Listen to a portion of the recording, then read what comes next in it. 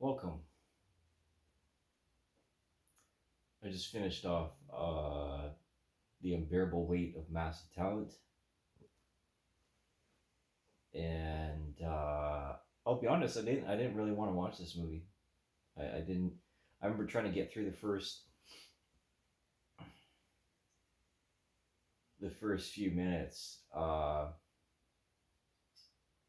like after the setup, and then like the embarrassing exchange where he after Nick goes to meet someone. He's in his Ferrari, a vintage Ferrari, and and then it's like this begging scenario almost. Um, I don't know. Like again, there's a lot of references to other Nick Cage movies, and I really like Nick Cage. Thank you for continuing to do what you do, even the shitty movies. It's like, oh man, everybody's got to take a job sooner or later. That's what happened to Bruce Willis in his last movies before he was, you know, before what happened to him. Or say like Val Kilmer, you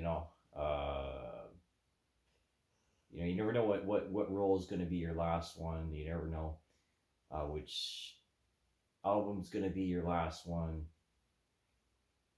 You never know what drawing or painting is going to be your last one. And the thing that I see in the movie is what I feel is that your family doesn't really give a shit about what you make after a while. They're just used to it. They've become accustomed to it, and it's a very selfish pursuit to be an artist or to be a creative person. You spend a lot of time alone. It's alienating. Um, to your friends and your family because there is so much time spent thinking about exactly what it is you're going to create, how you're going to create it, and who you're creating it for, right? And the post-internet epoch, as it's mentioned, it's hard to find. I say hard to get a film to find its audience, or hard for a visual artist to even find someone through the ether, the algorithm, this all omnipotent sequence of letters and numbers, these this if and or sequence of AI. And we look at a technology as this godly figure. And I'm not a big fan of it. Obviously, there's this existential question, and I've been having even 10 years ago, even 12, 15 years ago, existential depression. Like, what the hell am I even doing here? What does it matter, even if I'm spiritual and I'm asking God for help, um, or I'm asking other people for help, and it falls on deaf ears. And so, what's the point? What's the point of even existing if no one's going to give a shit about what you're doing, and if no one's going to support you in the way that you need? Right? All everyone wants is either to squash you or to take what they can get out of you, and that's how I feel.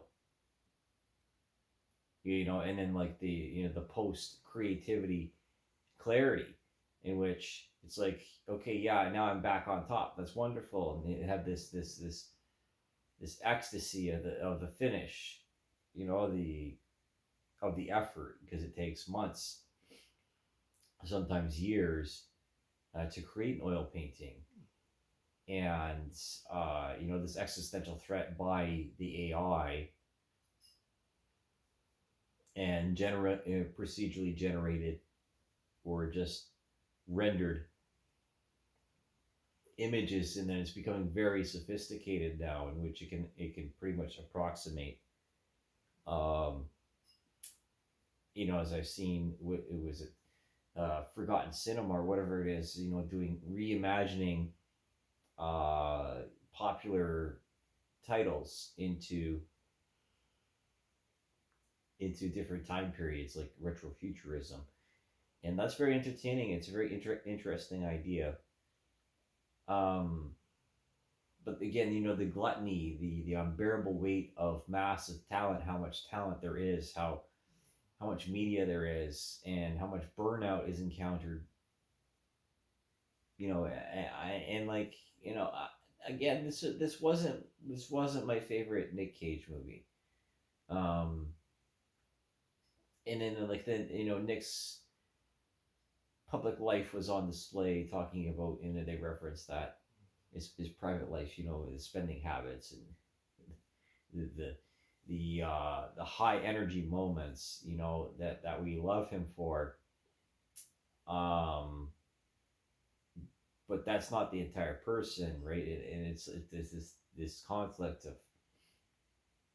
of perception versus personality, and it's like, when do you stop acting? When do you stop trying to make the sale? When do you start being your authentic self, as the person before the propaganda? Do you remember who you were before the propaganda? Right? Do you remember who you were before the marketing and before everyone else got aboard and started this crazy train that because you were their meal ticket and that you were the vehicle that moved them forward, and then they take advantage of your ignorance or whatever else. And I didn't want that to happen to me. I didn't want my art career to be. Yeah, I don't even have a career right now, right? Because I don't have showings. You have to have showings. You have to have sales in order to have an art career. In order to have any kind of relevance, you have to make money. Um, and I was very protective of the art that I create, because I know what happens, having read history, what happens to most artists, and it's not very good, right? And especially if they're not appreciated by their local community and the surrounding geography. And there's never been more competition. There's never been um, more reason to create art at the same time by so many people. You know, because you never know where the next Orson Welles is going to come from, right? You never know where the next District 9 is going to come from. Or if the mainstay Marvel movie is going to flop or not, and whether or not the audience is going to get sick of looking at you on the screen, or whether or not people will get sick of you making art. What have you done lately? Like what have you done lately?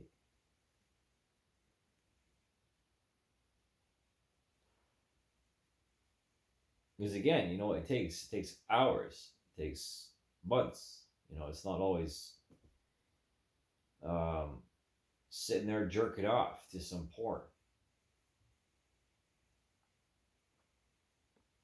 And frankly, I haven't been doing that for a very long time, anyways. You got to grow up eventually.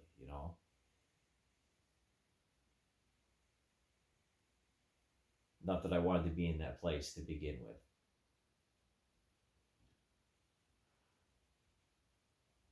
I love women, but women stop loving me.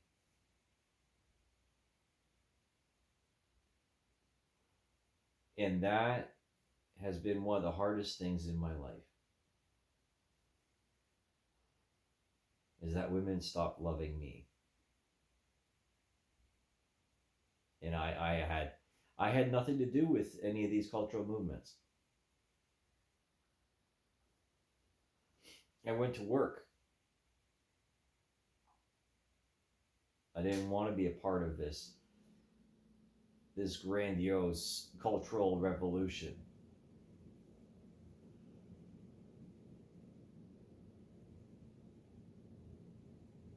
And my career paid the price. I paid the price with my life. I was hurled into the brightest part of the sun so that inferior, lesser driven people could have a chance at mediocrity.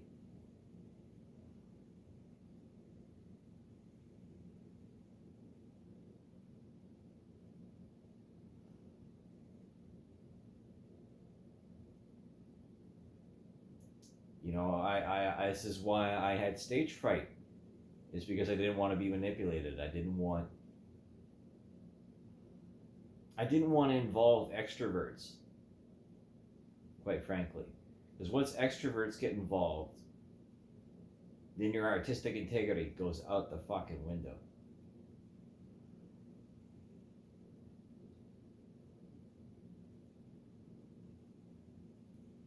You know, I'm not a sold out stadium kind of player.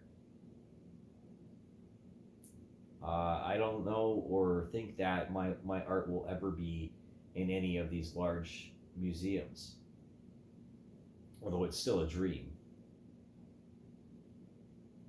You know, to have the tagline and be recognized by normies, so to speak, people who aren't initiated in the art world, you know, don't have art history credits or don't have art school or don't have curatorial studies or some bullshit like that.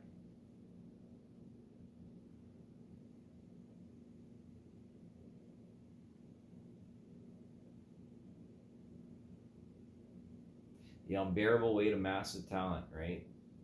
And then you get wrapped up in some sort of kidnapping and murder plot.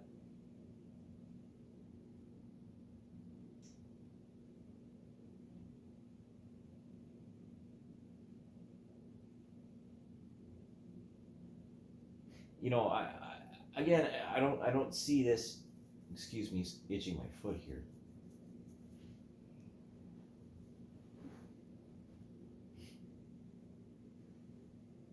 I don't really like this movie. I don't.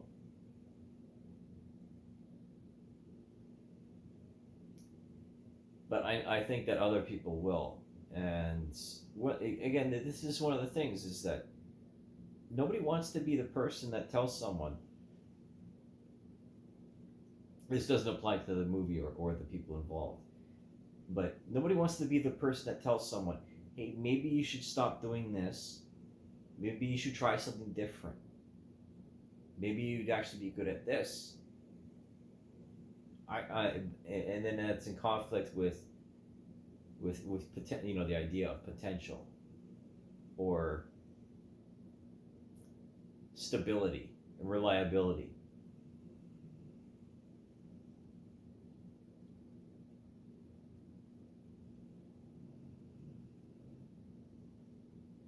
When it comes down to it, it's all about how many dishes you put away into the cupboard.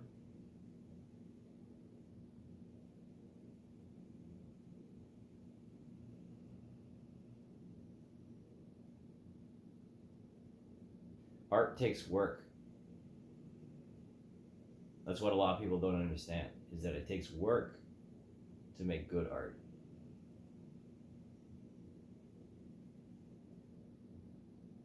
Some people, they catch lightning in a bottle because they didn't know what the fuck they were doing. But to repeat that over and over and over again is a different level entirely.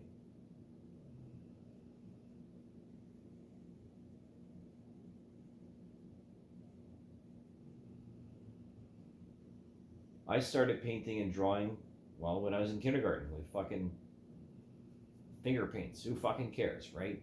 And start doodling and working with my hands at a very young age. Hoarding the Lego in elementary school.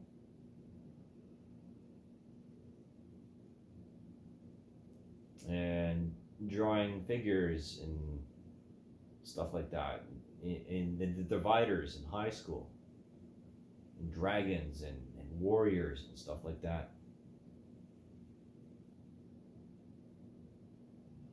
You know, sort of Star Wars inspired actually, or drawing airplanes and learning whatever I could. And the older that you get, you know, I understand it's in the movies. You know, the jaded older people looking for the young, you know, or say older men going for younger women, and older women going for younger men because they still have the this what's it the enthusiasm for life.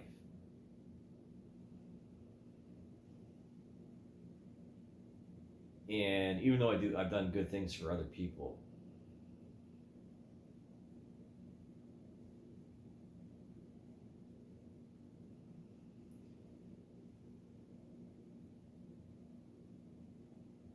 but some, you know, sometimes I just have moments like I have right now before I started watching this video or watching this movie. Um, where I'm not enthusiastic about much of anything, and I wonder if I'm still capable of loving people.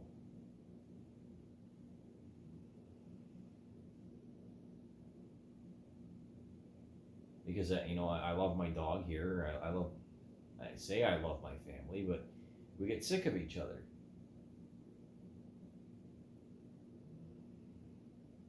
and we don't see each other or appreciate each other, um, because of the day to day inconveniences of life.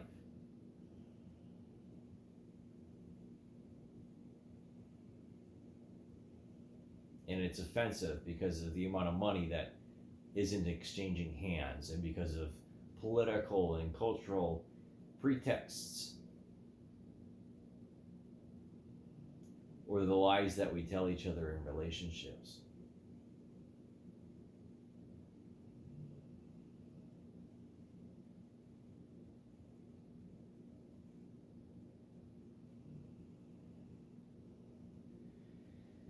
Excuse me. Excuse me. You just watched me fart on my dog.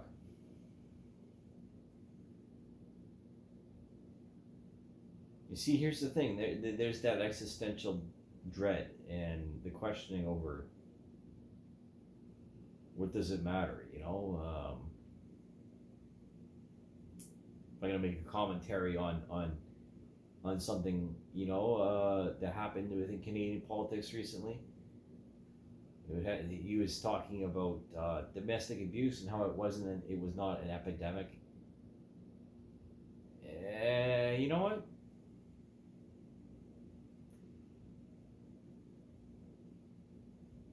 Endemic, yes. Epidemic, no.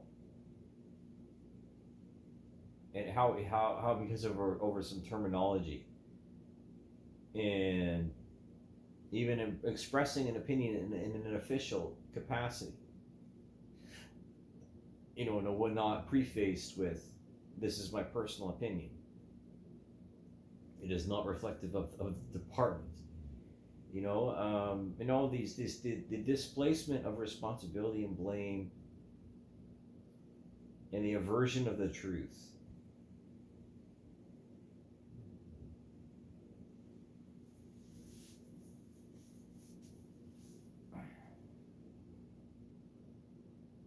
And again, I don't make these necessarily make these reviews about the movies themselves.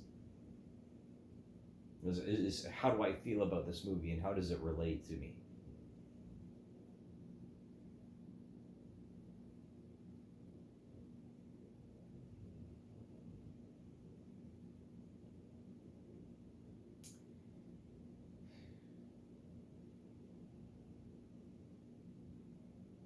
I don't know. I guess I'll just keep making art until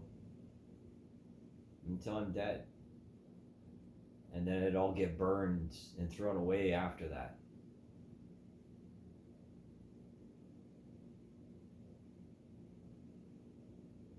because it doesn't seem like, or it doesn't feel like I matter to people anymore. And I understand that, the being in the spotlight, you're at that high, and you're at the center of attention. But then the world passes you by it, and people don't want to pay you attention anymore. So the only choice is to destroy yourself and destroy everything in the process, so that people will actually give you the attention that you're looking for.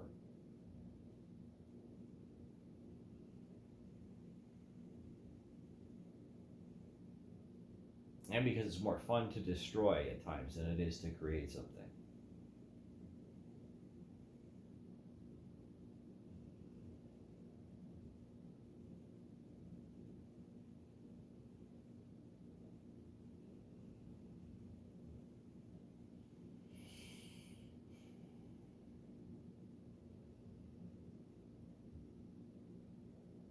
So, recap, right? We'll finish this at 22 minutes or whatever. This hour has 22 minutes. Did I like this movie? I don't know. I'm not going to critique its production values or anything along those lines. But I identify with the artist's dilemma, right? It's that Daniel Johnson thing, and it's really really jarring. Of course, your favorite artists are people, and they age too. And then, of course, the post-internet epoch has lifted the veil of celebrity, in that everyone's a celebrity now, right? And you have to look at these people as people. And it's not like everything comes through the television, and there's not as much privacy anymore.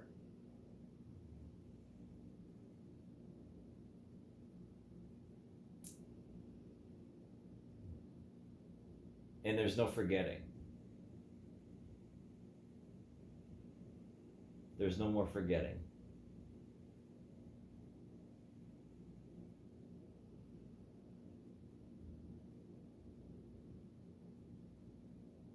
I can't forget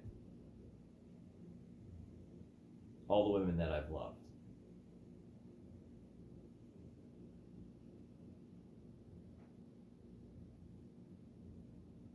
But women are so driven to forget me.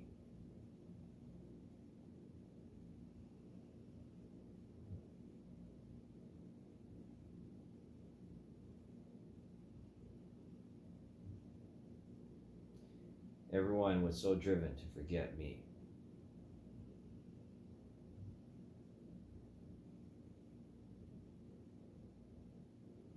And all I ever wanted to do was love.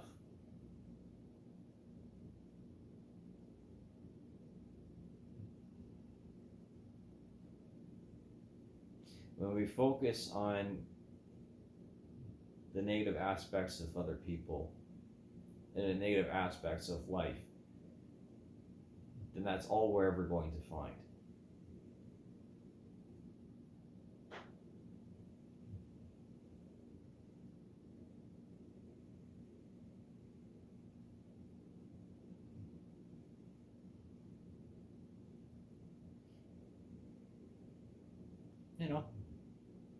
Go watch this movie.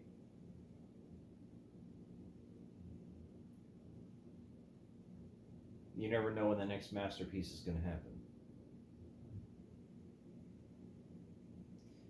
So we should stick around to witness it.